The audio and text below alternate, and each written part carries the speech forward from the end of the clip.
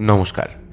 Thrilling থার্সডের আজকের এপিসোডে আপনারা শুনতে চলেছেন লেখিকা সুতপা ভদ্র সরকারের কলমে একটি গল্প, পিশাচের মুক্তি।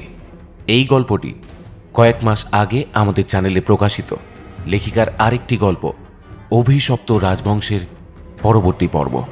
শুনতে থাকুন আর অবশ্যই কমেন্ট করে জানান কেমন লাগলো আমাদের আজকের এপিসোড।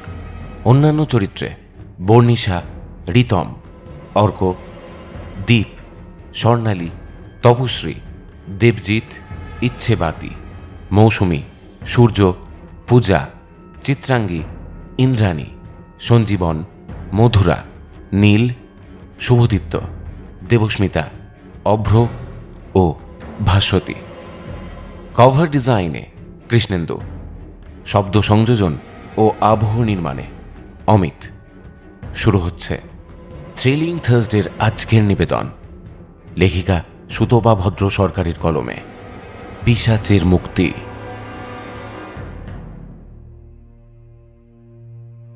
ঐশী কয়েকদিন ধরেই ভীষণ অস্থির হয়ে রয়েছে। মনের ভেতরে চেপে রাখা উৎকণ্ঠাকে কিছুতেই দূরে সরিয়ে দিতে পারছে না। কিন্তু ব্যাপারটা মনের ভেতর থেকে স্বীকার করে নিতে গিয়েও বারবার হোঁচট খাচ্ছে। হৃৎপিণ্ডের ভেতর কোথাও যেন বিন্দু বিন্দু করে জমা হচ্ছে রক্তরস। সেদিন রাতে ও যেটা দেখেছিল সেটা কি ওর চোখের ভুল ছিল? ব্যাপারটাকে ঐশী কিছুতেই হ্যালুসিনেশন বলে উড়িয়ে দিতে পারছে না। মুহূর্তের জন্য হলেও ভীষণ ভয় পেয়ে গিয়েছিল ঐশী। আরাধনার চোখের ভয়ঙ্কর দৃষ্টিটা ও কিছুতেই ভুলতে পারছে না। আরাধনার বয়স সবে মাত্র 5। এইটুকু বাচ্চার চোখের দৃষ্টি এতটা ভয়ানক হয় কিভাবে? রক্তাক্ত চোখ দুটো দিয়ে ওই বুনো বিড়ালটার শরীর থেকে যেন রক্ত শুষে নিচ্ছিল আরাধনা। পরের দিন ওই বুনো বিড়ালটাকে মৃত অবস্থায় পাওয়া যায় রাস্তার ফুটপাতে। পুরোপুরি ফ্যাকাশে হয়ে গিয়েছিল ওই বুনো বিড়ালের শরীরটা। বিড়ালের শরীরটাকে কেউ যেন ইঞ্জেকশন সিরিঞ্জ দিয়ে পুরোপুরি রক্ত শূন্য করে দিয়েছে। ভয়ের একটা চোরা স্রোত বয়ে যাচ্ছে ঐশীর শির দাঁড়া দিয়ে। পাড়া প্রতিবেশীরা অবশ্য এই ঘটনায় হাঁপ ছেড়ে বেঁচেছে, কারণ ওটা কোনো নিরীহ প্রাণী ছিল না। কিভাবে যেন হঠাৎ করেই দলছুট হয়ে লোকালয়ে এসে পড়েছিল ওই হিংস্র জন্তুটা। পাড়ার লোকজন খুব ভয়ে ভয়ে থাকত। থানায় খবর দেওয়া হয়েছিল। থানা সেই খবর ফরওয়ার্ড করে দিয়েছিল বন দপ্তরকে। কিন্তু বন দপ্তরের লোকজন গড়িমসি করে কার্যক্ষেত্রে নামার আগেই কে বা কারা যেন মেরে ফেলল ওই প্রাণীটাকে। ওই বুনো বিড়ালটার মৃত্যুর সঙ্গে কোনো যোগ নেই তো আরাধনার? ঐশীর মাথার ভেতর ঘুরপাক খাচ্ছে প্রশ্নটা। হঠাৎ কিছু একটা মনে পড়তেই চমকে উঠল ঐশী।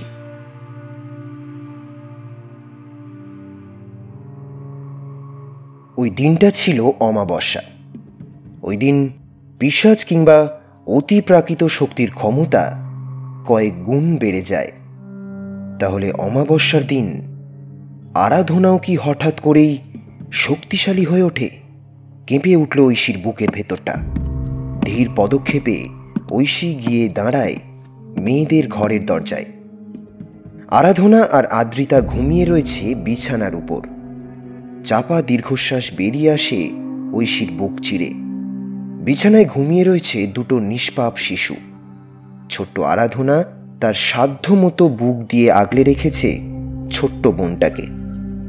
কিন্তু আরাধনাকে কি একটা নিশ্চিন্ত সুন্দর কণ্ঠহীন জীবন উপহার দিতে পারবে ঐশী?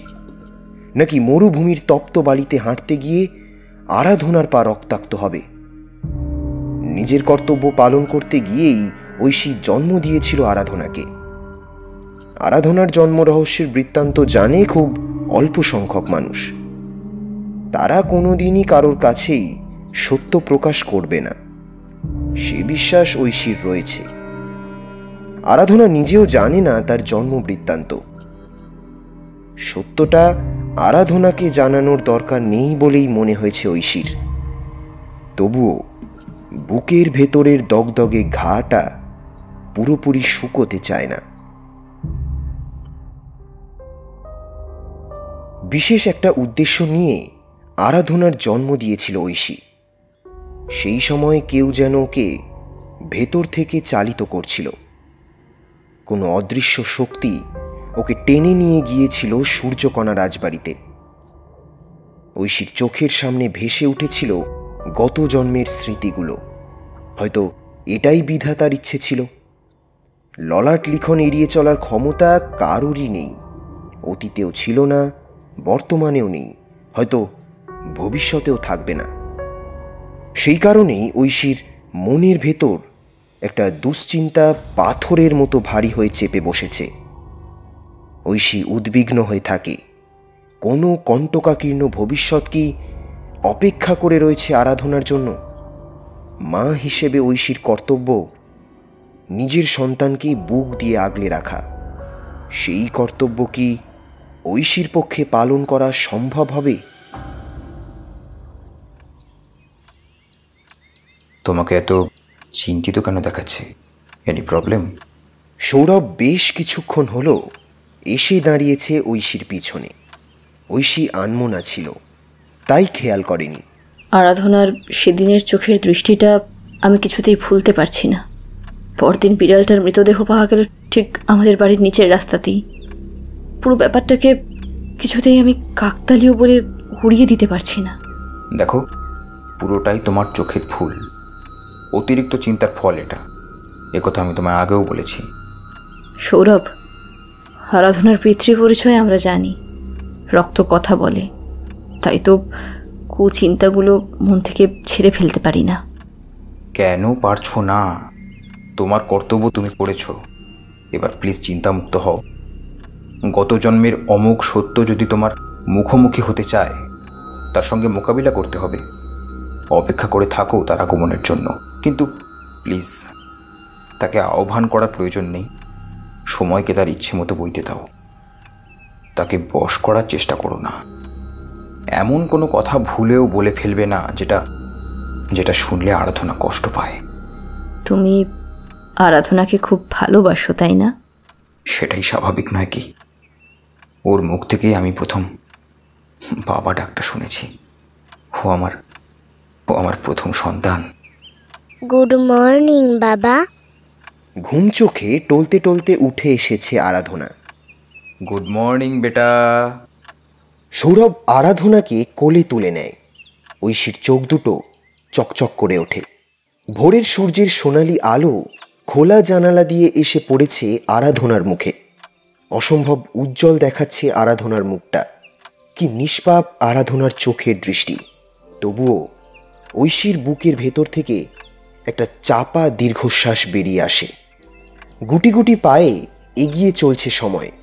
সবসময় তার হদিশ রাখা সম্ভব নয়। আরাধনা এই বছর 10-এ পা দিয়েছে, যদিও দেখলে অনেকটাই বড় মনে হয় আরাধনাকে। সময়ের সঙ্গে সঙ্গে আরাধনা অসম্ভব রূপবতী হয়ে উঠছে। ওর দিকে তাকিয়ে মাঝে মধ্যেই চমকে ওঠে ঐশী। অন্য একজন মানুষের প্রতিচ্ছবি খুঁজে পায় আরাধনার মধ্যে। পৃথিবীতে আজও বোধহয় এমন অনেক ঘটনা ঘটে যার ব্যাখ্যা যুক্তিতর্ক দিয়ে করা সম্ভব হয়ে ওঠেনি। বিজ্ঞানও সেখানে পরাজয় স্বীকার করে নিতে বাধ্য হয়। তাই আরাধনার শারীরিক সৌন্দর্য নিয়ে এতটা উতলা হবার কারণ আদৌ আছে কি? আরাধনার জন্মরহস্য খুবই অস্বাভাবিক একটা ঘটনা। সেটাকে যখন ঐশী মেনে নিতে পেরেছে, তাহলে শারীরিক মিল খুঁজে পাওয়ার ব্যাপারটাকে অস্বাভাবিক বলে মনে হচ্ছে কেন? কিন্তু এই একবিংশ শতাব্দীতে দাঁড়িয়ে কোনো সুস্থ স্বাভাবিক মানুষের পক্ষে এতগুলো ঘটনার পরম্পরাকে মেনে নেওয়া আদৌ সম্ভব কি? কিন্তু যে ভুক্তভোগী, সে কিভাবে সত্যকে অস্বীকার করবে? ঐশীর পক্ষেও তাই সত্যকে স্বীকার না করে উপায় নেই। গ্রীষ্মের প্রখর সূর্যরশ্মির মতোই অসম্ভব তেজ আরাধনার রূপের। সেই রূপে স্নিগ্ধতার চিহ্ন মাত্র নেই। অধিক সময় ধরে সেই রূপের সৌন্দর্য উপভোগ করা সম্ভব নয়। এই সৌন্দর্য কেবলমাত্র রাজবংশেই শোভা পায়। এবার আরাধনার ব্যাপারে সিরিয়াসলি একটা কিছু ভাবতে হবে। ওকে নিয়ে একবার যেতে হবে স্বামী প্রজ্ঞানন্দ মহাশয়ের কাছে। ঐশী তন্ত্র সাধনার প্রাথমিক পাঠ নিয়েছিল ওর দাদুর কাছে। দেবী চামুণ্ডা ছিল ওদের আরাধ্যা দেবী। কিন্তু ঐশীর দাদু কয়েক বছর হলো ইহলোক ত্যাগ করেছেন। উনি মৃত্যুর আগে ঐশীকে বলে যান,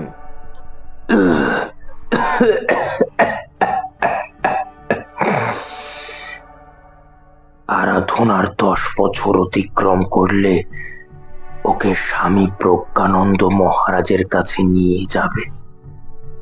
উনি আরাধনার জন্ম বৃত্তান্ত জানেন। এক সময় উনি দেবী ধূমাবতীর উপাসক ছিলেন। ধূমাবতী? উনি তো মহামায়ার এক ভীষণ রূপ। এই তান্ত্রিক দেবী তো মৃত্যুর প্রতিমূর্তি। ইনি তো অমঙ্গলের সঙ্গে সম্পর্কযুক্ত, তাই না? ঠিক তাই, কিন্তু উনি অমঙ্গলেরও বিনাশ করেন। জন্মের যেমন প্রয়োজন আছে, বিনাশেরও সেরকমই প্রয়োজন আছে। ধ্বংস ছাড়া নতুন সৃষ্টি কিভাবে সম্ভব? এই মহাবিশ্বের সবকিছু তো আমাদের পক্ষে বিচার করা সম্ভব নয়। তাই স্বামী প্রজ্ঞানন্দ এক সময় ধূমাবতীর উপাসক ছিলেন। কেন তিনি পরবর্তীতে তন্ত্র সাধনা ত্যাগ করে পুরোপুরি মানুষের সেবায় আত্মনিয়োগ করেন সেটা আমি বলতে পারবো না, কিন্তু উনি অসম্ভব জ্ঞানী ব্যক্তি, সেটা আমি জানি। উনি তোমাকে সঠিক পথেই চালনা করবেন, সে বিশ্বাস আমার আছে। এর কিছুদিন পরেই ঐশীর দাদু এই পৃথিবীর মায়া ত্যাগ করেন। আরাধনার বয়স 10 অতিক্রান্ত। আর 5টা স্বাভাবিক বালিকার মতোই তার আচরণ, কিন্তু মাঝে মধ্যে বিভিন্ন ঘটনার মাধ্যমে তার মধ্যে অতিরিক্ত শক্তির পরিচয় পাওয়া যায়। সেই শক্তিকে ঐশ্বরিক নাকি অতিপ্রাকৃত হিসেবে চিহ্নিত করবে তা ভেবে পায় না ঐশী। আদ্রিতাকে বুক দিয়ে আগলে রাখে আরাধনা। একদিন স্কুল থেকে 2 মেয়েকে নিয়ে বাড়ি ফিরছিল ঐশী। আদ্রিতা একটা কুকুরকে ঢিল মারে। কুকুরটা দাঁত বের করে ছুটে আসে আদ্রিতার দিকে। ভয় পেয়ে যায় ঐশী, কিন্তু লক্ষ্য করে কুকুরটা হঠাৎ ভীষণ ভয় পেয়ে লেজ গুটিয়ে উল্টো দিকে দৌড়াচ্ছে। ঐশীর চোখ দুটো আপনিই চলে যায় আরাধনার দিকে। আরাধনার চোখের দৃষ্টি ভয়ঙ্কর রকমের স্থির। কিছু একটা রয়েছে সেই দৃষ্টিতে। পর মুহূর্তেই স্বাভাবিক হয়ে যায় সেই দৃষ্টি। ঐশীর চোখ এড়ায় না কোনো কিছুই। না, আর অপেক্ষা করা উচিত হবে না। ললাট লিখন খণ্ডানোর ক্ষমতা কারোরই নেই, তবুও মানুষকে তার কর্ম করে যেতে হয়। এবার আরাধনাকে নিয়ে যেতে হবে স্বামী প্রজ্ঞানন্দ মহারাজের কাছে। 2 মেয়ের হাত ধরে বাড়ির পথ ধরল ঐশী। কলকাতা শহর থেকে এই পাহাড়ি অঞ্চলে পৌঁছতে প্রায় ঘন্টা 5 লেগে গেল। চৈত্র মাসের মাঝামাঝি, কিন্তু এখনই সূর্য যেন শ্মশানের অগ্নিচুল্লির মতো দাউ দাউ করে চারিদিক জ্বালিয়ে পুড়িয়ে খাক করে দিচ্ছে। চারিদিকে শাল, সেগুন, কৃষ্ণচূড়া গাছগুলো সারি দিয়ে দাঁড়িয়ে রয়েছে। তবুও প্রকৃতিকে বড্ড ধূসর বলে মনে হয়। রক্তাভ পলাশ গাছের সারি যেন প্রকৃতির বুকে প্রজ্বলিত আগ্নেয়গিরি। অসাধারণ তার সৌন্দর্য। পাথুরে মাটিতে কোমলতার চিহ্ন মাত্র নেই। এখানেই স্বামী প্রজ্ঞানন্দ মহারাজের আশ্রম। আরাধনা জানে ওকে একটা বিশেষ উদ্দেশ্যে এখানে নিয়ে আসা হয়েছে। ওকে হয়তো এখানে থেকে কিছু বিশেষ বিদ্যায় পারদর্শী হয়ে উঠতে হবে। আশ্রমের ভেতরের পরিবেশ ভীষণ শান্ত। বেশ কিছু শিক্ষার্থী রয়েছে সেখানে। জায়গাটা মন্দ নয়। গতকাল রাতে সৌরভ একবার বলেছিল, কি দরকার আরাধনাকে নিয়ে প্রজ্ঞানন্দ মহারাজের কাছে যাওয়ার? এখন তো কোনো সমস্যা দেখা যাচ্ছে না। যদি সত্যিই কোনোদিন কোনো সমস্যার সম্মুখীন হতে হয় তখন দেখা যাবে না হয়। মেয়েটা এখন যথেষ্ট ছোট, এখন থেকেই ওকে নিয়ে টানা হেঁচড়া করলে ওর জীবনের স্বাভাবিক ছন্দটা তাল কেটে যাবে। যদি হঠাৎ করে ও কোনো সমস্যার মুখোমুখি হয়, সেটার মোকাবিলা ওকেই করতে হবে। তার জন্য আগে থেকে প্রস্তুতি নেওয়ার প্রয়োজন আছে। নিজেকে উপযুক্তভাবে তৈরি করাটা অত্যন্ত জরুরি। অস্ত্রের থেকেও শানিত বুদ্ধির অধিকারিণী হতে হবে আরাধনাকে, আর হতে হবে পর্বতের চেয়েও ধৈর্যশীল। নিজেকে করতে হবে অমিত শক্তির অধিকারিণী। তবেই পিশাচের সঙ্গে মোকাবিলায় জয়ী হবে আরাধনা। এটাই তো ওর ললাট লিখন। নিম্ন স্বরে কিন্তু দৃঢ়তার সঙ্গে কথাগুলো বলল ঐশী। সৌরভ কিছু বলতে পারে না, কিন্তু তার মনের ভেতর একটা চাপা কষ্ট খেলা করতে থাকে। সে একজন অত্যন্ত সাধারণ মানুষ। অতিপ্রাকৃত শক্তি, তন্ত্র সাধনা, এগুলোর প্রতি ছেলেবেলা থেকেই তার কোনো আগ্রহ ছিল না। প্রকৃতপক্ষে এগুলোকে অলীক জগতের বস্তু বলেই মনে হতো এগুলোকে নিয়ে নাড়াচাড়া করলে হাত পুড়ে যেতে পারে। সুতরাং এগুলো এড়িয়ে চলাই উচিত। কিন্তু ভবিতব্যের উপর কারোর নিয়ন্ত্রণ থাকে না। তাই সে এমন একটা মেয়েকে ভালোবেসে ফেলল যে এই জগতের মানুষ হলেও তার অদ্ভুত একটা মেলবন্ধন রয়েছে নিজের পূর্বজন্মের সঙ্গে, সাধারণ যুক্তিতর্ক দিয়ে যার ব্যাখ্যা চলে না। সূর্যকণা রাজবাড়ি থেকে ফেরার কয়েকদিন পরেই ঐশী এসে সৌরভকে বলেছিল, সৌরভ, আমার মনে হয় সব কিছু জানার পর তুই আমাকে বিয়ে করতে রাজি হবি না। ঐশী, আর 20 দিন পরে আমাদের বিয়ে। ছেলেবেলা থেকেই তোমরা পরস্পরের ভীষণ ভালো বন্ধু। তোর যদি কোনো সমস্যা থাকতো সেটা আগেই বলতে পারতিস। আজ হঠাৎ করে তোর এই রকম বোধোদয়ের কারণটা একটু জানতে পারি? সৌরভ, আমি নিজেই সবটুকু জানতাম না। ছেলেবেলা থেকেই সূর্যকণা রাজবাড়িটা স্বপ্নে দেখেছি উদয় ভানুকে। কিন্তু সেই স্বপ্ন যে আমার পূর্বজন্মের বাস্তবের প্রতিচ্ছবি, সেটার সম্পর্কে আমার কোনো ধারণা ছিল না। আমি জানতাম না আমিই অপালা। কিন্তু সূর্যকণা রাজবাড়িতে আমি এক রাত কাটিয়েছি। আমি একমাত্র মানুষ যে ওই অভিশপ্ত রাজপুরী থেকে জীবিত অবস্থায় ফিরে এসেছি। এর পিছনে নিশ্চয়ই কোনো কারণ আছে। তোর কি মনে হয়? দেখ, তুই কি বলতে চাইছিস সেটা এখনো আমার বোধগম্য হচ্ছে না। আমার গর্ভে জন্ম নিয়েছে পিশাচ উদয় ভানুর সন্তান। অসম্ভব! কি উল্টোপাল্টা বকছিস? তুই কি পাগল হয়ে গেলি? আমি সম্পূর্ণ স্বাভাবিক, কিন্তু সৌরভ, আমি যে জায়গায় দাঁড়িয়ে রয়েছি সেখান থেকে আমি অপালাকে অস্বীকার করতে পারি না। আমি ওই রাজ্যের ছোট রানী। আমারও কিছু দায়িত্ব আছে ওই বংশের প্রতি। ওই বংশের মানুষগুলোর মুক্তির ব্যবস্থা আমাকেই করতে হবে। সেই কারণেই মানুষ হয়েও নিজের গর্ভে ধারণ করেছি পিশাচের সন্তান। ভবিষ্যৎ সম্পর্কে আমার কোনো ধারণা নেই। আমার অন্তরাত্মা আমাকে যেরকম নির্দেশ দেবে আমি অক্ষরে অক্ষরে সেই আদেশ পালন করব। আমার সঙ্গে নিজের জীবন জড়িয়ে ফেললে তুই কোনোদিন সুখী হতে পারবি না। সৌরভ কিছুক্ষণের জন্য বাকরুদ্ধ হয়ে গেল। প্রকৃতিস্থ হতে কিছু সময় লাগলো ওর। তারপর ঐশীর কাছ থেকে ধীরে ধীরে জেনে নিল ওর পূর্বজন্মের কাহিনী। যদিও নারায়ণ ঠাকুরের কাছে এই কাহিনী আগেও শুনেছিল সৌরভ, কিন্তু সেদিন এই কাহিনীর সঙ্গে একাত্ম হয়ে উঠতে পারেনি। আজ জীবন তাকে অদ্ভুত এক প্রশ্নচিহ্নের সামনে দাঁড় করিয়ে দিয়েছে। ঐশীর সঙ্গে সমস্ত সম্পর্ক ত্যাগ করে একটা নির্ঝঞ্ঝাট জীবন বেছে নেবে, নাকি নিজের ভালোবাসার মর্যাদা দিতে ঐশী যেমন আছে সেভাবেই ওকে গ্রহণ করবে, পিশাচের সন্তানকে নিজের সন্তানের পরিচয়ে মানুষ করবে। দোনামোনা করতে থাকে সৌরভ। তোর জীবনে কি শুধুমাত্র অপালার অস্তিত্ব রয়েছে? কি?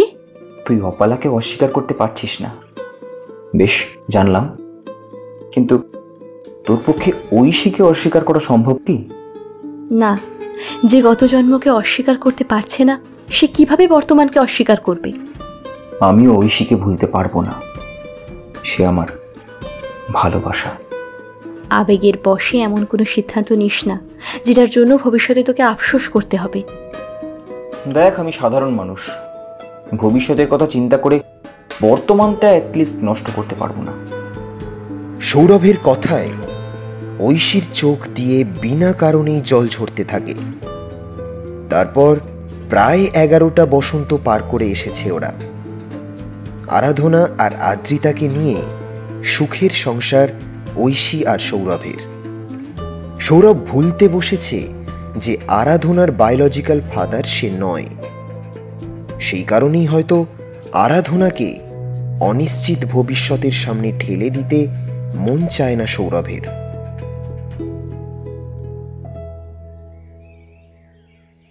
বিভিন্ন চিন্তায় ডুবেছিল সৌরভ। কখন যে গুরুদেব ঘরে ঢুকেছেন টের পায়নি সে। তোমাকে ভীষণ চিন্তিত দেখাচ্ছে। সৌরভের সামনে দাঁড়িয়ে রয়েছেন প্রজ্ঞানন্দ মহারাজ। প্রণাম নেবেন। প্রশ্নটা এড়িয়ে যেতে চায় সৌরভ। আমি আরাধনার সঙ্গে কথা বলে দেখলাম, আরাধনার মধ্যে অদ্ভুত এক ক্ষমতা আছে যাকে সাধারণ যুক্তি তর্ক দিয়ে বিচার করা সম্ভব নয়। বর্তমানে ওর শুধুমাত্র মেডিটেশনের প্রয়োজন, কিন্তু তারপর ওকে নিয়ে আমি যাব হিমালয়ের এক দুর্গম স্থানে। সে কি? কিন্তু কেন? এই স্থানে কি সেই শিক্ষাদান সম্ভব নয়? শুধুমাত্র আরাধনা সামনে নয়, তোমাদের পুরো পরিবারকে ভবিষ্যতে সংকটের মুখোমুখি হতে হবে। তোমাদের ছোট মেয়ে অদ্রিতার উপর ধেয়ে আসবে বিপদের কালো মেঘ। সেই মেঘ সরিয়ে তোমাদের পরিবারকে বিপদমুক্ত করতে পারে একমাত্র আরাধনা। ও বিধাতার এক অমূল্য সৃষ্টি। পিশাচ আর মানবীর মিলনের ফলে জন্ম হয়েছে এক শক্তির, যা পিশাচের থেকেও শক্তিশালী, লৌহের মতো যার দৃঢ়তা, মানবীর মতো যার কোমলতা, যার তেজের কাছে ভস্মীভূত হয়ে যাবে সমস্ত অশুভ শক্তি। কিন্তু সেই শক্তিকে জাগিয়ে তুলতে হবে। এই আরাধনাই হলো আদ্রিতার রক্ষা কবচ। আজ হয়তো আমার এই কথার অর্থ তোমরা বুঝতে পারছো না, কিন্তু ভবিষ্যতে ঠিক বুঝতে পারবে। প্রয়োজন হলে আরাধনাকে জানিয়ে দেওয়া হবে তার জন্ম বৃত্তান্ত। পিশাচ নিধনের সময় যদি সে মুহূর্তের জন্য দুর্বল হয়ে পড়ে, তখন আদ্রিতাই তার দুর্বলতা দূরের কারণ হবে। একটানা কথাগুলো বলে থামলেন প্রজ্ঞানন্দ মহারাজ। এতক্ষণ একটাও কথা বলেনি ঐশী, কিন্তু এবার সে মুখ খুলল। কিন্তু গুরুদেব, আদ্রিতার মধ্যে তো কোনো প্রকার অতিপ্রাকৃত বা ঐশ্বরিক শক্তি থাকার কথা নয়। সে কিভাবে কঠিন পরিস্থিতির মোকাবিলা করবে? এটা নিয়ে তোমার কিংবা আমার ভাববার কথা নয়। দেবী ধূমাবতী রয়েছেন এই সব ভাববার জন্য। তাকেই তন্ত্র সাধনার মাধ্যমে তুষ্ট করতে হবে আরাধনাকে। এটা তো অত্যন্ত কঠিন কাজ। যদি দেবী রুষ্ট হন তাহলে প্রলয় ঘটে যাবে গুরুদেব। উনি মৃত্যুর দেবী। মৃত্যুকে জয় করাই হলো জীবন। মৃত্যু ভয়ে যে কর্তব্যে অবহেলা করে সে ভীতু। তোমরা ফিরে যাও, আমি সময় হলেই ফিরব। আরাধনা অন্যত্র ছিল। সে যে কখন এই ঘরে এসে দাঁড়িয়েছে কেউই খেয়াল করেনি। কিন্তু এ কোন আরাধনা? তার মধ্যে কয়েক মুহূর্তেই এতটা আমূল পরিবর্তন কিভাবে ঘটে গেল? ওকে দেখে চমকে উঠল ঐশী। কি অসম্ভব তেজ ওর চোখে মুখে। যদি পারে আরাধনাই পারবে উদয়ভানুর আত্মাকে মুক্ত করতে। নতুন করে জন্ম হবে উদয়ভানুর। সে যেন একজন প্রকৃত মানুষ হয়ে জন্মায়, মানুষের মুখোশধারী কোনো শয়তান নয়। হঠাৎ চমকে ওঠে ঐশী। আজও সে অস্বীকার করতে পারছে না উদয়ভানুকে, যে লোকটা বিগত জন্মে পদদলিত করেছে তার নারীত্বকে, মর্যাদা দেয়নি তার ভালোবাসার, যার পিশাচ সত্তা তার শরীরটা ভোগ করেছে শুধুমাত্র তৃপ্তি লাভের জন্য। তাকে এখনো কেন ভুলতে পারছে না ঐশী? উদয়ভানুর পুরুষত্ব, তার ব্যক্তিত্ব, তার বীরত্ব আজও আকর্ষণ করে ঐশীকে। সৌরভকে সে কোনোদিনই বলতে পারবে না উদয়ভানুকে ভালোবেসেই পিশাচটার সন্তানকে নিজের গর্ভে ধারণ করেছে ঐশী। হায় রে নারীর মন! কেউ সব কিছু উজাড় করে দিয়েও সেই মনের সবটুকু পেল না। আবার কোন দুশ্চরিত্র লম্পট কিভাবে যেন ঠাঁই পেয়ে যায় সেই নারীর মনের কুঠুরিতে। না চাইলেও সেই কুঠুরির দরজা দিয়ে মাঝে মধ্যে বেরিয়ে আসে ভালোবাসার গন্ধ। এবার তো আমাদের ফিরতে হবে। সৌরভের গলার স্বরে ঐশী ফিরে আসে বাস্তবের মাটিতে। হ্যাঁ, চলো। শক্ত করে সৌরভের হাতের পাতাটা নিজের হাতের তালুর মধ্যে চেপে ধরে ঐশী। তারপর আরাধনাকে বিদায় জানিয়ে দুজনে ফিরে চলে নিজেদের বাসায়।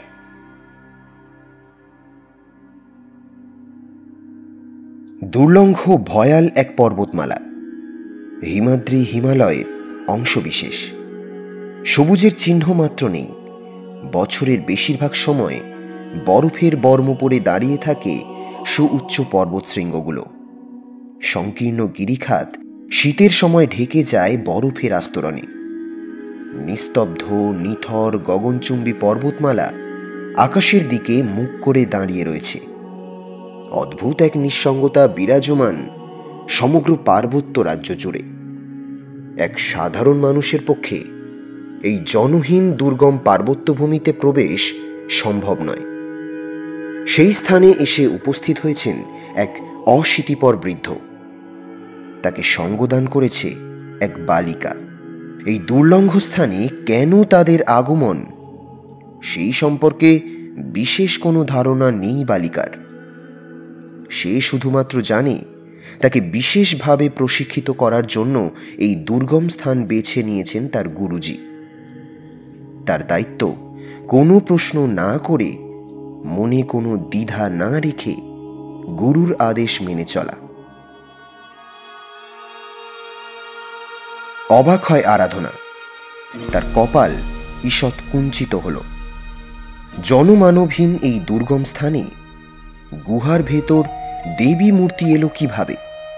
মূর্তির দিকে তাকালেই একটা ভয়ের স্রোত বয়ে যায় শিরদাঁড়ার ভেতর দিয়ে। মহামায়ার এক ভয়ানক রূপ হলেন দেবী ধূমাবতী। দেবী বৃদ্ধা। ভয়াবহ এক হিংস্রতা ফুটে উঠেছে দেবীর মুখমণ্ডলে।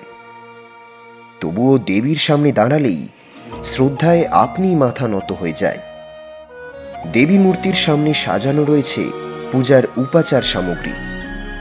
কালো আসন, কালো কাপড়, বড় সুপারি, কালো হকিকমালা, কালো উড়দ ডাল, মাটির প্রদীপ এবং ধূপ। আরাধনার মনের কথা পড়তে পারলেন স্বামী প্রজ্ঞানন্দ মহারাজ। মৃদু হাসি দেখা গেল তার ঠোঁটের কোণে। এই পার্বত্য এলাকা জনমানব শূন্য নয়। বিশেষ এক পার্বত্য জাতি বাস করে এখানে। দেবী ধূমাবতী তাদেরই আরাধ্যা দেবী। দেবী এই দুর্ধর্ষ সাহসী পাহাড়ি জাতিকে রক্ষা করছেন, এটাই এদের বিশ্বাস। তোমাকেও নিষ্ঠার সঙ্গে দেবীর পুজোর সমস্ত নিয়ম মানতে হবে। সারাদিন নির্জলা উপোস থেকে দেবীকে তুষ্ট করতে হবে। কালো পোশাক পরে দেবীর পুজোয় বসতে হবে। মৌনব্রত অবলম্বন করতে হবে পুজো সম্পূর্ণ না হওয়া অবধি। আমি অবশ্যই সমস্ত নিয়ম মেনে পুজোর আয়োজন করব। তোমার প্রতি সে বিশ্বাস আমার আছে। মনে রেখো, দেবীর আশীর্বাদ তোমাকে পেতেই হবে। তুমি যার বিরুদ্ধে লড়াই করবে সে একজন পিশাচ, অসীম ক্ষমতাবান সে, কিন্তু তুমি হবে অজেয়। দুর্লঙ্ঘ দুর্গম নির্জন সেই পর্বতমালাতেই শুরু হয় আরাধনার সাধনা। এই নির্জনতা অবশ্যই ভীষণ জরুরি দেবীর আরাধনার জন্য। কয়েক মাসের মধ্যেই সেই সাধনা সম্পূর্ণ হলো। আরাধনা ফিরে এলো স্বাভাবিক জীবনে। এখন আমাদের কি করণীয় গুরুদেব? ঐশী প্রশ্ন করে প্রজ্ঞানন্দ মহারাজকে। অপেক্ষা। শুধুমাত্র অপেক্ষা? তাহলে এত তাড়াতাড়ি আরাধনাকে উপযুক্ত শিক্ষাদানের প্রয়োজন কি ছিল? দুর্গম পার্বত্য ভূমিতে প্রচণ্ড ঠান্ডায় যে কঠোর সাধনায় উত্তীর্ণ হতে হলো আরাধনাকে, তার কি কোনো প্রয়োজন ছিল? তুমি অধৈর্য হয়ে পড়ছো কেন? উদয় ভানুর কষ্ট তুমি কি আজও সহ্য করতে পারো না? আমি জানি তুমি তার মুক্তির জন্য ব্যাকুল হয়ে উঠেছ, কিন্তু নিজের মনকে নিয়ন্ত্রণ রাখা উচিত। গুরুদেব, আমার ধারণা কি ভুল? আপনি সর্বজ্ঞ গুরুদেব। মাথা নিচু করে ঐশী। দেখতে দেখতে অতিক্রম করে গেছে বেশ কিছু বছর। আরাধনার বয়স এখন বছর 22। আদ্রিতা কিছুদিন হলো প্রাপ্তবয়স্কের তকমাটা গায়ে সাঁটতে পেরেছে। দিন 20 আগে ফাইনাল এক্সাম শেষ হয়েছে আদ্রিতার। এখন অখণ্ড অবসর। সেই কারণেই আগামী সপ্তাহে কলেজের ম্যাম আর কয়েকজন বন্ধুর সঙ্গে আদ্রিতা বেড়াতে যাবে দার্জিলিংয়ে। জানিস দিদি, আমাদের কেমিস্ট্রি ম্যাম আমাদের পুরো গ্রুপটাকে দার্জিলিং বেড়াতে নিয়ে যাচ্ছেন। আমি প্রচণ্ড এক্সাইটেড।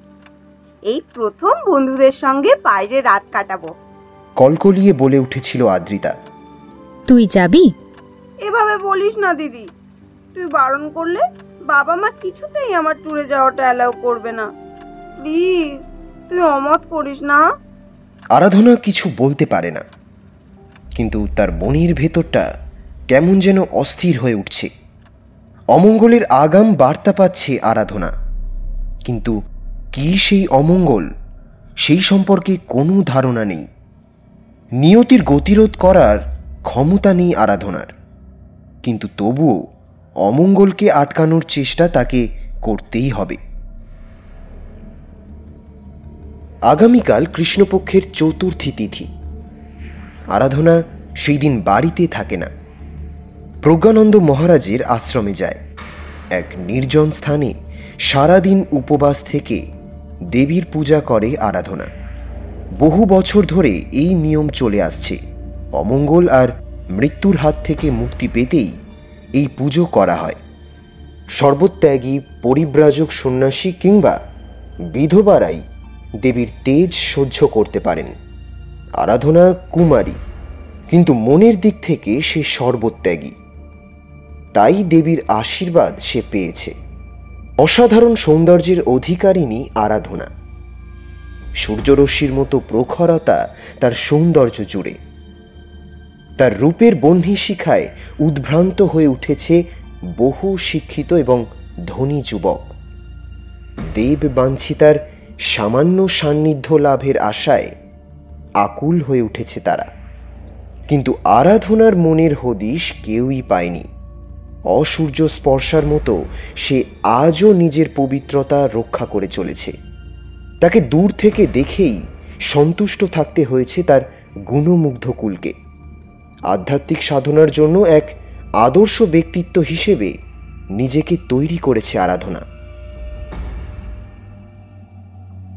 আজ কৃষ্ণপক্ষের রাতে আশ্রমের সন্নিকট বনাঞ্চলে পৌঁছে গেছে আরাধনা। নিশ্ছিদ্র নিস্তব্ধতা বিরাজ করছে পুরো অঞ্চল জুড়ে।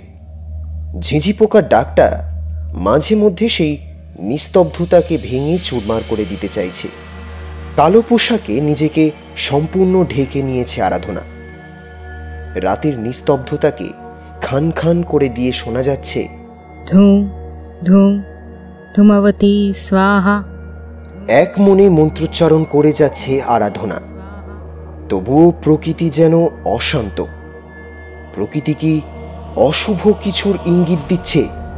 রাতের অন্ধকার আকাশের বুক চিরে হঠাৎ বিদ্যুতের ঝলকানি লক্ষ্য করা গেল। কর্কর শব্দ করে বাজ পড়ল কোনো এক জায়গায়। প্রকৃতির রুদ্র রূপকে অগ্রাহ্য করে আরাধনা দেবীর পূজা চালিয়ে যেতে লাগল। একসময় সমাপ্ত হলো সেই পুজো। তখন ভোরের আকাশে কেউ যেন এক কৌটো সিঁদুর ঢেলে দিয়েছে। পুজো সমাপ্ত করে আরাধনা এগিয়ে গেল আশ্রম প্রাঙ্গণের দিকে। প্রজ্ঞানন্দ মহারাজের দিকে তাকিয়ে কিছুটা অবাক হয় আরাধনা। আজ ওনাকে ভীষণ চিন্তিত মনে হচ্ছে। উনি সিদ্ধ পুরুষ। সাধারণ বিপদের কথা ভেবে উনি কখনোই দুর্বল হয়ে পড়েন না। আরাধনা ধীরে ধীরে ওনার কাছে গিয়ে ওনার পায়ে মাথা ঠেকায়। চমকে উঠলেন প্রজ্ঞানন্দ মহারাজ। স্থির দৃষ্টিতে তাকিয়ে থাকেন আরাধনার দিকে। ভাবতে থাকেন, ঈশ্বরের কি অদ্ভুত খেলা। নিজের সবটুকু সৌন্দর্য উজাড় করে দিয়ে বিধাতা সৃষ্টি করেছে এক অসাধারণ নারী, যার সৌন্দর্যে প্রলুব্ধ হয়ে তার দিকে ছুটে আসতে চাইবে যুবকের দল। কিন্তু তাদের কাউকেই মন থেকে গ্রহণ করতে পারে না এই দেববাঞ্ছিতা। কারণ দেবী ধূমাবতীর পুজো করলে জাগতিক বিষয়ে বিতৃষ্ণা জাগে। যদি আরাধনাকে সারা জীবন ধরেই সন্ন্যাসিনীর জীবন কাটাতে হয়, তাহলে এতটা রূপবতী সে হলো কেন? নারীর সৌন্দর্য পূর্ণতা পায় তার মাতৃত্বে। যদি কোনো নারী পুরুষ সঙ্গ থেকে বঞ্চিত হয়, তাহলে তার মাতৃত্ব লাভ সম্ভব নয়। কিন্তু আরাধনার কাঁধে দায়িত্বের পাহাড় চাপিয়েই তাকে পৃথিবীতে পাঠিয়েছেন ঈশ্বর। সেই দায়িত্ব পালন করতে করতেই হয়তো তার যৌবন অতিক্রান্ত হয়ে যাবে। একটা দীর্ঘশ্বাস বেরিয়ে আসে প্রজ্ঞানন্দ মহারাজের বুক থেকে। গুরুদেব, আপনি কি আমাকে কিছু নির্দেশ দেবেন? তোমাকে নির্দেশ দেওয়ার প্রয়োজন আমার নেই, তবে সামনেই তোমাকে বড় পরীক্ষার মুখোমুখি হতে হবে। নিজের সিদ্ধান্তে অবিচল থেকো। আমার উপর দেবী ধূমাবতীর আশীর্বাদ রয়েছে, তাহলে ভয় পাচ্ছেন কেন আপনি গুরুদেব? যার বিরুদ্ধে তোমার লড়াই সেও যথেষ্ট ক্ষমতাবান, তবে সত্য আর ধর্মের জয় সব সময় হয়। শুধু একটা কথা মনে রাখবে, ধর্ম আর কর্তব্য সবার থেকে বড়। লড়াইয়ের সময় দুর্বলতা হলো কাপুরুষতার লক্ষণ। গুরুদেব, লড়াইয়ের সময় আমি দুর্বল হয়ে পড়ব কেন? আমি জানি সময় এলে এক শয়তান আত্মার মুখোমুখি হতে হবে আমাকে। আমি তৈরি। কবে তোমাকে সেই পিশাচের মুখোমুখি হতে হবে সেটা আমি ঠিক বলতে পারছি না, কিন্তু সেই সময় অতি শীঘ্রই আসতে চলেছে। তোমার হাতেই মুক্তি ঘটবে উদয় ভানুর পিশাচ সত্তার। কিন্তু সে অসম্ভব ক্ষমতাবান, নির্দয়, কুটিল। জীবিত অবস্থায় সে অনেকের সঙ্গে প্রতারণা করেছে। মৃত্যুর পরেও তার আত্মা নিজের চরিত্র পাল্টাতে পারেনি। তাই খুব সাবধান। প্রতিপক্ষকে কোনোদিনই দুর্বল ভাববে না। আপনি নিশ্চিন্তে থাকুন গুরুদেব, দেবী ধূমাবতী আমাকে রক্ষা করবেন। গুরুদেবকে প্রণাম করে আশ্রমের বাইরে আসে আরাধনা। তার জন্য গাড়ি অপেক্ষা করছে। গাড়িতে উঠে শরীরটা সিটে এলিয়ে দেয়। একরাশ ঘুম এসে আরাধনার চোখ দুটোকে ধীরে ধীরে বন্ধ করে দেয়। গতকাল রাতে দু চোখের পাতা সামান্য সময়ের জন্য বুঝতে পারেনি সে। ক্লান্তি আসাটাই স্বাভাবিক। আরাধনার চোখের সামনে ভেসে ওঠে পাহাড়ের কোলে আলো ঝলমলে এক রাজপ্রাসাদ। একটা ছোট্ট মেয়ে দাপিয়ে বেড়াচ্ছে সেই প্রাসাদে। এই প্রাসাদের সবাই তাকে খুব ভালোবাসে, কিন্তু এই ছোট্ট মেয়েটাকে হঠাৎ চিনতে পারে আরাধনা। এটা তো সে নিজেই, কিন্তু সে তখন অনেক ছোট। কিন্তু তার চেনা মানুষগুলো আশেপাশে নেই কেন?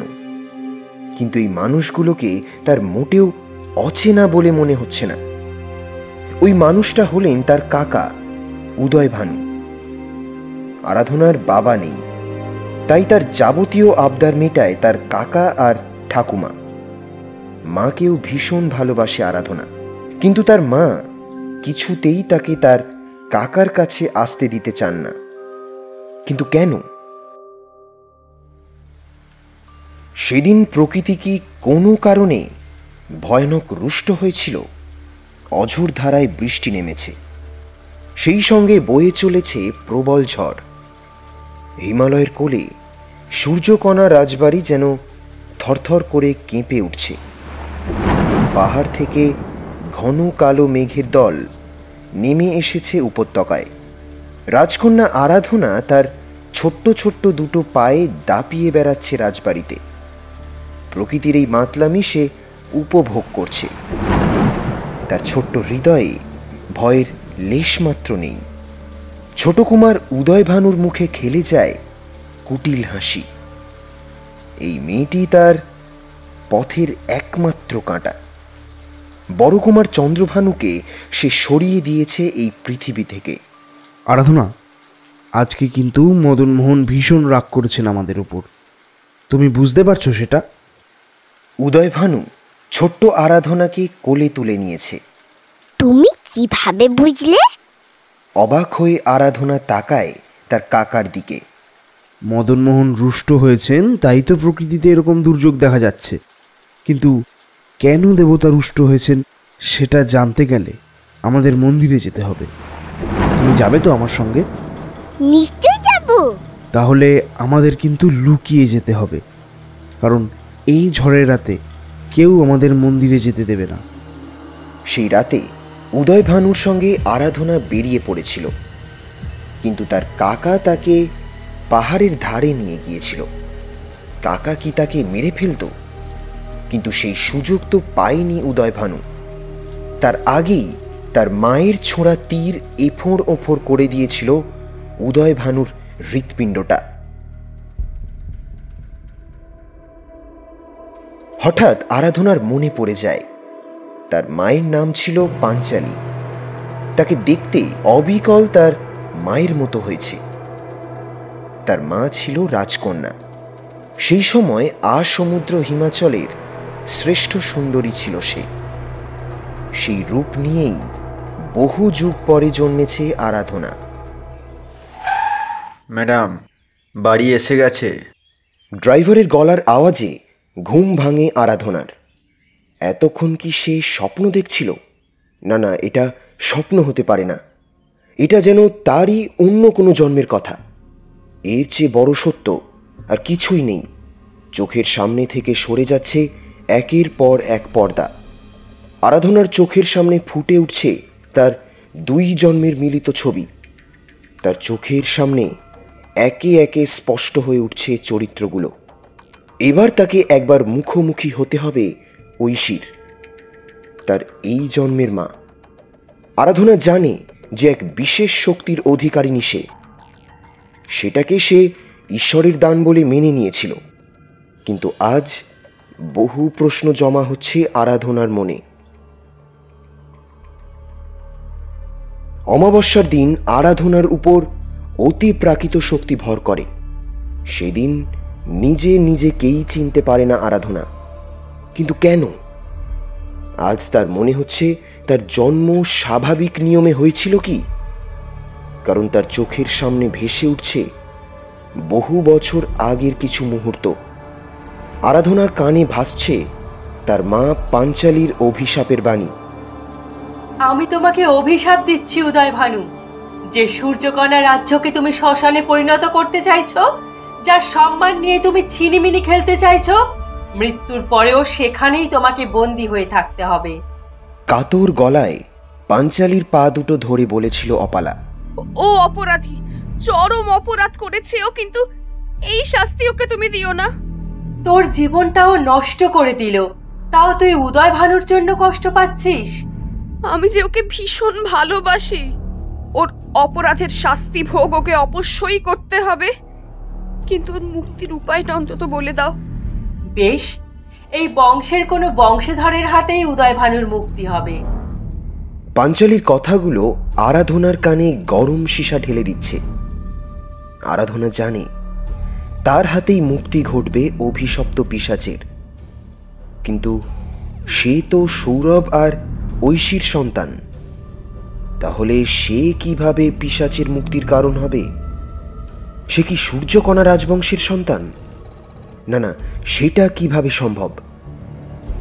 এর অর্থ তার জন্মের কিছু একটা রহস্য রয়েছে। কি সেটা? এটা তাকে জানতেই হবে। এর জন্য তাকে ঐশী অপালার মুখোমুখি হতে হবে। কলিং বেলের শব্দ শুনেই দৌড়ে আসে ঐশী। সে জানে আরাধনার বাড়ি ফেরার সময় হয়ে গেছে। মেয়েটা ভীষণ ক্লান্ত থাকে এই সময়। ওর জন্য খাবার তৈরি করে রেখেছে ঐশী। যা স্নান করে আয়, আমি খাবারটা গরম করছি। ঐশী মেয়ের মাথায় হাত বুলিয়ে দিয়ে বলে। আরাধনা কিছু না বলে ওয়াশরুমে চলে যায়। খাবার টেবিলে বসে ভাতের ভেতর আঙুল চালাতে চালাতে আরাধনা বলে, আমাকে একটা কথার সত্যি উত্তর দেবে? কি কথা? আমার নাম আরাধনা রাখা হয়েছিল কেন? এই আবার কেমন কথা? সব মানুষেরই তো কোনো না কোনো নাম রাখা হয়। তোর বোনের নাম আদ্রিতা, ওর নামকরণের কারণ কি? বোনের নামটা নিজের নামের সঙ্গে কিছুটা মিলিয়েই আমি রেখেছিলাম, কিন্তু সূর্যকণা রাজবংশের রাজকুমারীর নামের সঙ্গে মিলিয়ে আমার নাম রেখেছিলে কেন? এই রাজবংশের নামটা তোকে কে বলল? আমি জ্ঞান লাভের পর থেকেই তন্ত্র সাধনা করছি, নিজেকে শক্তিশালী হিসেবে গড়ে তুলেছি। তন্ত্র সাধনার সঙ্গে যুক্ত আছি বলেই ভূত পিশাচের অস্তিত্বকে আমার স্বাভাবিক বলেই মনে হয়েছে। দেবী ধূমাবতীর উপাসনা করি আমি, তাই সংসারের প্রতি আমার কোনো আকর্ষণ নেই। কিন্তু তোমরা হঠাৎ আমাকে এই পথে ঠেলে দিয়েছিলে কেন? পিশাচের মুক্তির জন্য কোটি কোটি মানুষের মধ্যে থেকে আমাকেই বেছে নেওয়া হলো কেন? কে আমি? আমার কানে ভেসে আসছে সূর্যকন্যা রানী পাঞ্চালির কথাগুলো। সূর্যকন্যা রাজবংশের কোনো বংশধরের হাতেই হবে উদয়ভানুর মুক্তি। আমি কিভাবে সূর্যকন্যা রাজবংশের বংশধর হলাম? কে আমি? ঐশী বুঝতে পারে সত্যকে তুলে ধরার সময় এসে গেছে। তুই হলি আমার আমার উদয়ভানুর সন্তান। এটা কিভাবে সম্ভব? সম্ভব হয়েছে। কিভাবে হয়েছে বলতে পারবো না, কিন্তু আজ থেকে 22-23 বছর আগে সূর্যকণা রাজবাড়িতে প্রথম আমি কুমারী থেকে নারী হয়ে উঠেছিলাম। আর আমার কুমারিত্ব হরণ করেছিল যে সে কোনো মানুষ নয়, সে ছিল একজন পিশাচ। বহু বছর আগে আমি অসহায় ছিলাম। উদয়ভানু তখন ছিল সূর্যকণার রাজকুমার। সে আমাকে বাধ্য করেছিল আমার গর্ভস্থ সন্তানকে হত্যা করতে। কিন্তু আজ তার সন্তানকে গর্ভে ধারণ করেছি আমি। সেই সন্তান হবে উদয়ভানুর মুক্তির কারণ। আমার সন্তানের দয়ায় তার মুক্তি লাভ হবে।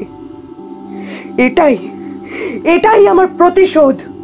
আমার নাম আরাধনা দিলে কেন? তার উত্তর আমি এখনো খুঁজে পেলাম না। আমার বাবা রাজবৈদ্য ছিলেন। যখন রানী পাঞ্চালী সন্তান প্রসব করে, আমি প্রথম সেই সন্তানকে কোলে তুলে নিয়েছিলাম। তোকে কোলে নিয়ে আমি চমকে উঠেছিলাম। সূর্যকণার রাজকন্যা আরাধনার মুখের হুবহু প্রতিচ্ছবি আমি দেখতে পেয়েছিলাম তোর মুখে। তাই তোর নাম দিয়েছিলাম আরাধনা। আমি কয়েকদিনের মধ্যেই সূর্যকোনা রাজবাড়িতে যাব। বহু বছর হয়ে গেছে, এবার সব কিছুর সমাপ্তি হওয়া দরকার। সেটা না হলে আমারও হয়তো মুক্তি নেই। দায়িত্ব কর্তব্যের শিকলে জড়িয়ে পড়তে হবে আমাকেও। তুই আমাকে ক্ষমা করে দে। নিজের স্বার্থে আমি তোর জন্ম দিয়েছি। বিধির লিখন খণ্ডানোর ক্ষমতা তোমার নেই, নিজেকে দোষ দিও না। আদ্রিতা কোথায়? ও আজ সকালেই নর্থ বেঙ্গল রওনা হয়ে গেছে। সে কি? কোনো সমস্যা হয়েছে? আমাকেও যত তাড়াতাড়ি সম্ভব নর্থ বেঙ্গল পৌঁছাতে হবে। আগামীকাল রওনা দেব আমি। উঠে দাঁড়ায় আরাধনা।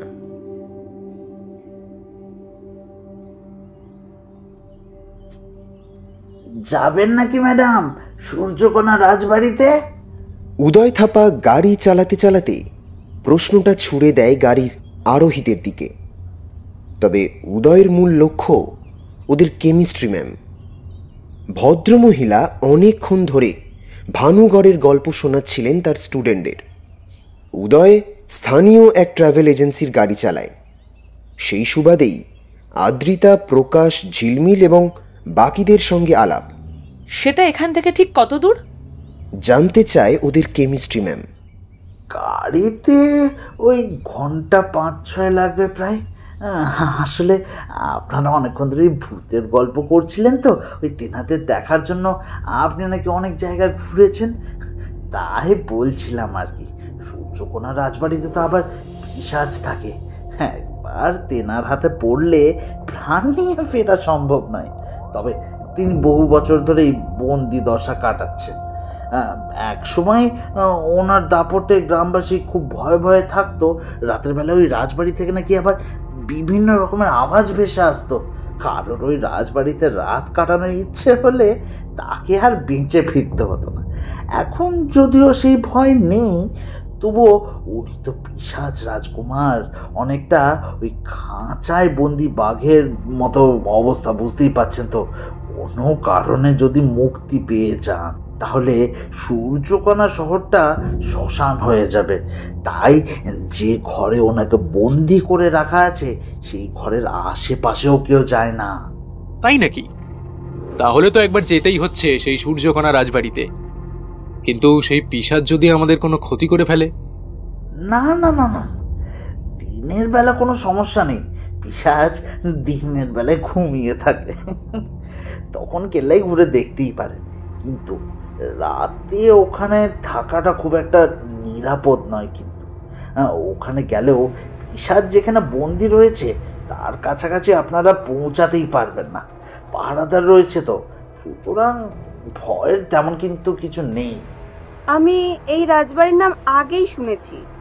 আমার বাবা মা আরও কয়েকজন বন্ধু মিলে এখানে এসেছিল, তখন ওদের অনেক অল্প বয়স। আমার মা বোধহয় এই রাজবাড়িতে রাত কাটিয়েছিল, কিন্তু আমার মায়ের তো কিছু হয়নি। কি নাম আপনার মায়ের? ঐশী। উনি আপনার মা? উনি তো পিশাচটাকে ওখানে বন্দি করে রেখেছেন। ওনার তো অসীম ক্ষমতা, তা এখন উনি কেমন আছেন? এক নাগাড়ে বকে যাচ্ছে উদয় থাপা। আদ্রিতা অবাক হয়ে যায়। তার মায়ের এতটা পপুলারিটি এখানে। বেশ গর্বিত হয়ে ওঠে আদ্রিতা। পরদিন খুব ভোরে ওরা বেরিয়ে পড়ল দার্জিলিং থেকে। পাহাড়ি রাস্তা ধরে এগিয়ে চলেছে ওদের বড় গাড়িটা। সবাই নিজেদের মধ্যে গল্প গুজবে মেতে রয়েছে। হঠাৎ আদ্রিতার ফোনটা বেজে উঠল। আরাধনা ফোন করেছে। আদ্রিতার মুখটা উজ্জ্বল হয়ে ওঠে। হ্যালো দিদি, তোরা দার্জিলিংয়ে কোথায় উঠেছিস? হোটেলের নামটা আমাকে মেসেজ করে দে তো। আমরা আজকে দার্জিলিং থেকে বেরিয়ে এসেছি। আমাদের আজকের ডেস্টিনেশন সূর্যকোনা রাজবাড়ি। তোর মনে আছে এই রাজবাড়ির গল্প আমরা মা আর ত্রিনামাসির কাছে শুনেছিলাম? তুই ওই রাজবাড়ির ত্রিসীমানায় যাবি না। ফোনের অপর প্রান্ত থেকে আর্তনাদ করে ওঠে আরাধনা, কিন্তু আদ্রিতার ফোনে নেটওয়ার্ক চলে গেছে। আরাধনার আওয়াজ পৌঁছালো না আদ্রিতার কান অবধি। অনেক চেষ্টা করেও আদ্রিতার সঙ্গে আর যোগাযোগ করে উঠতে পারল না আরাধনা। কিছুক্ষণ চুপচাপ বসে থাকে আরাধনা। তারপর নিজের সংকল্প স্থির করে নেয়, আজকেই হয়তো তার নিজের জন্মদাতার সঙ্গে বোঝাপড়া করার দিন। মনে মনে দেবী ধূমাবতীর উদ্দেশ্যে প্রণাম জানিয়ে নিউ জলপাইগুড়ি স্টেশন থেকে বেরিয়ে পড়ল আরাধনা। কিন্তু মনের ভেতর অমঙ্গলের কাঁটা খচখচ করে বিঁধতে থাকে। সে পৌঁছনোর আগেই কোনো অঘটন ঘটে যাবে না তো? তার জন্মদাতা পিশাচের লালসার শিকার হতে হবে না তো তার ছোট বোনটাকে? ঘৃণায় লজ্জায় শিউরে ওঠে আরাধনা। হঠাৎ তার কানে কানে কেউ যেন বলে যায়, জন্ম হোক যথা তথা, কর্ম হোক ভালো। আদ্রিতার মনটা খারাপ হয়ে গেল। দিদির সঙ্গে কথা কমপ্লিট হবার আগেই নেটওয়ার্ক চলে গেল। এখনও নেটওয়ার্ক আসেনি। বাইরের প্রকৃতির দিকে তাকিয়ে হঠাৎ করেই মনটা ভীষণ ভালো হয়ে গেল আদ্রিতার। রাস্তার একপাশে পাইন ঝাউ গাছের সারি ধীরে ধীরে স্বর্গের দিকে উঠে গেছে, আর একদিকে গভীর খাদ, পদে পদে মৃত্যুর হাতছানি। একটু এদিক ওদিক হলেই চিরনিদ্রার দেশে পাড়ি জমাতে হবে। কিন্তু এই দুর্গমতার সৌন্দর্য অতুলনীয়। ঘড়ির ঘন্টার কাঁটা 2-এর ঘর সবে মাত্র ছুঁয়েছে। ওরা পৌঁছে গেল সূর্যকণা রাজবাড়ির মূল ফটকের সামনে। এতক্ষণ সবাই অনেক কথাবার্তা বলছিল, কিন্তু হঠাৎ করেই সবাই যেন মৌনব্রত অবলম্বন করল। পাহাড়ে ইতস্ততভাবে ঘোরাফেরা করছে মেঘের সারি। মাঝে মধ্যে মেঘের দল এসে ঢেকে দিচ্ছে রাজবাড়িটাকে। অদ্ভুত এক আলো আঁধারির খেলা চলছে। রাজবাড়ির ভেতর অদ্ভুত এক গা ছমছমে ভাব। শতাব্দীর এক প্রাচীন সোঁদা গন্ধ সূর্যকণা রাজবাড়ির বাতাসে। হঠাৎ একটা মূর্তির দিকে তাকিয়ে চমকে উঠল আদ্রিতা। কি অসম্ভব জীবন্ত এই মূর্তিটা! ওটা মহারানী ললনার মূর্তি, কেয়ারটেকার জানায়। সত্যি শিল্পীর প্রশংসা না করে পারছি না। অনেক এক্সিবিশনে গেছি আমি, কিন্তু কোনো শিল্পকর্মের মধ্যে এতটা প্রাণের ছোঁয়া পাইনি। আন্টি এই রাজবাড়িতে একা একা রাত কাটিয়েছিলেন? আমি হলে তো ভয়েই হার্ট ফেল করে ফেলতাম। ঝিলমিল বলে ওঠে, এত দুর্বল একটা হৃৎপিণ্ড নিয়ে ঘুরতে এলি কেন? ঘরে বসে থাকলেই তো পারতিস। তুই এখানে একা রাত কাটাতে পারবি? অফকোর্স। ওরা নিজেদের মধ্যে কথাবার্তা বলছে। অদ্ভুত একটা মন মাতাল করা গন্ধ এসে লাগছে আদ্রিতার নাকে। এটা কোনো ফুলের গন্ধ বলে মনে হচ্ছে না। তাহলে কিসের গন্ধ এটা? গন্ধের উৎস অনুসন্ধানের উদ্দেশ্যে এগিয়ে যায় আদ্রিতা। ভুঁইফোঁড়ের মতো পুলিশের পোশাক পরা একজন লোক এসে সামনে দাঁড়ায়। এই যে ম্যাডাম, এদিকে যাবেন না, দেখুন বোর্ডে লেখা রয়েছে। ওই দিকটা কি নিষিদ্ধ এলাকা? হ্যাঁ ম্যাডাম, ওখানেই মাটির নিচের একটা ঘরে বন্দি অবস্থায় রয়েছে পিশাচের আত্মা। কোনো কারণে তাকে জাগিয়ে তোলা যাবে না। আচ্ছা, এইভাবে কি পিশাচকে আটকে রাখা সম্ভব? ব্যাপারটা রীতিমতো আজগুবি মনে হচ্ছে। প্রকাশ এসে দাঁড়িয়েছে আদ্রিতার পাশে। দেখুন, অত শত জানি না, মোট কথা হচ্ছে ওদিকে যাওয়ার অনুমতি দেওয়া যাবে না। পুলিশ যথেষ্ট কড়া গলায় সাবধান করে দেয়। চল না অন্য দিকটা ঘুরে দেখি। প্রকাশের হাত ধরে টান দেয় আদ্রিতা। ঝিলমিল, সৌমি, অলোক কলকল করে কথাবার্তা বলছিল। প্রাথমিক ভয়ের অনুভূতিটা সামলে নিয়েছে সবাই। ম্যাম খুঁটিয়ে অনেক কিছু দেখছেন, কেয়ারটেকারের সঙ্গে কথাবার্তা বলছেন। ইতিমধ্যে কয়েক ঘন্টা পার হয়ে গেছে। সেই পুলিশকর্মী সবাইকে রাজবাড়ি থেকে বেরিয়ে যাওয়ার জন্য অনুরোধ জানায়। সন্ধ্যায় কেউ এখানে থাকার সাহস দেখায় না। এই আদ্রিতা কোথায় রে? প্রশ্ন করে সৌমি। ও প্রকাশের সঙ্গে রয়েছে। আচ্ছা, ওদের মধ্যে কি কোনো রিলেশনশিপ গ্রো করেছে? জানতে চায় অলোক। মেবি। টুকরো টুকরো কথাবার্তা চলতে থাকে। আরে ওই তো প্রকাশ, কিন্তু ওর সঙ্গে আদ্রিতা নেই তো। চিন্তান্বিত দেখায় ঝিলমিলকে। প্রকাশ, আদ্রিতা কোথায়? ওই তো ম্যামের সঙ্গে। সবাই গাড়িতে উঠে এসো, এই জায়গাটা সন্ধ্যের পর একদম নিরাপদ নয়। ম্যামের গলা শোনা যায়। রাজবাড়ির লোহার ফটকে কেয়ারটেকার তালা ঝুলিয়ে দেয়। ঝুপ করে অন্ধকার নেমে আসে পাহাড়ে। প্রায় ঘণ্টাখানেক পর ওদের গাড়িটা থামানো হয় একটা চায়ের দোকানে। প্রকাশ চিন্তিত মুখে বলে, ম্যাম, আদ্রিতাকে তো দেখছি না। সে কি? ভালো করে খুঁজে দেখো সবাই মিলে। ম্যাম, আদ্রিতা যখন আপনার সঙ্গে কথা বলছিল তখনই আমি বেরিয়ে পাহাড়ের ছবি তুলছিলাম। ভেবেছিলাম ও হয়তো আপনার সঙ্গেই রয়েছে। ছোট্ট একটা গাড়ি এগিয়ে আসছিল এই পাহাড়ের দিকে। হঠাৎ সেটা থমকে দাঁড়ায়। বেশ কিছু অতিরিক্ত টাকার বিনিময়ে রাতের বেলা সূর্যকণা রাজবাড়ির ফটক অবধি আরাধনাকে পৌঁছে দিতে রাজি হয়েছে গাড়িটা। কিন্তু রাজবাড়ির গেট অবধি পৌঁছানোর আগেই আরাধনার কানে এসে পৌঁছে যায় একটা গগনবিদারী আওয়াজ, আদ্রিতা। কেঁপে ওঠে আরাধনা। বুঝতে পারে সর্বনাশ যা হবার সেটা হয়েই গেছে। এটাই হয়তো ভবিতব্য, কিন্তু এখন অপেক্ষা করা চলবে না। তবুও সরেজমিনে তদন্তের প্রয়োজন আছে। আরাধনা নেমে আসে গাড়ি থেকে। ম্যাম, ওই যে আদ্রিতার দিদি। প্রকাশ আঙুলের নির্দেশে আরাধনাকে দেখায়। আদ্রিতা কোথায়? আমাদের মধ্যে না একটা মিসআন্ডারস্ট্যান্ডিং হয়ে গেছে। আসলে আমরা আদ্রিতাকে ফেলে গাড়ি স্টার্ট দিয়ে ফেলেছি। আমরা ফিরে যাচ্ছি এক্ষুনি ওকে আনতে। রাজবাড়ির চাবি থাকে কেয়ারটেকারের কাছে। তার বাড়ি এখান থেকে ঘন্টাখানেকের রাস্তা। চায়ের দোকানের মালিক জানায়।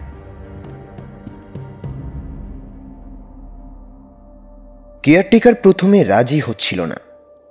অনেক অনুনয় বিনয়ের পর সে চাবি নিয়ে ওদের সঙ্গে যেতে রাজি হলো। কিন্তু অনেকটা সময় ইতিমধ্যেই অতিক্রান্ত। এখনও রাজবাড়ি পৌঁছতে অন্তত ঘন্টা 2-2.5 লাগবে। ঘড়ির দিকে তাকিয়ে দেখল আরাধনা। রাত 11টা বেজে গেছে। মনে মনে দেবী ধূমাবতীর কাছে মিনতি জানাতে থাকে তার এত বছরের সাধনা যেন মিথ্যা না হয়ে যায়। যে ছোট বোনটাকে ছোট্ট আঘাতের হাত থেকে বাঁচানোর জন্য আরাধনা একটা বন বিড়ালকে মেরে ফেলেছিল, সেই বোনকে যেভাবেই হোক বাঁচাতে হবে তাকে। সময় যেন অতিক্রান্ত না হয়ে যায়। আরাধনা পিশাচের কন্যা। প্রয়োজনে তার মধ্যে সুপ্ত অবস্থায় যে পিশাচ সত্তা ঘুমিয়ে রয়েছে তাকেও জাগিয়ে তুলবে আরাধনা। আজকে সে যেভাবেই হোক রক্ষা করবে আদ্রিতাকে, সেই সঙ্গে মুক্ত করবে তার জন্মদাতা পিশাচকে। সূর্যকণা রাজবংশের প্রতি যদি তার বিন্দুমাত্র দায় থাকে, তাহলে সুদে আসলে সেটা শোধ করে দেবে আরাধনা।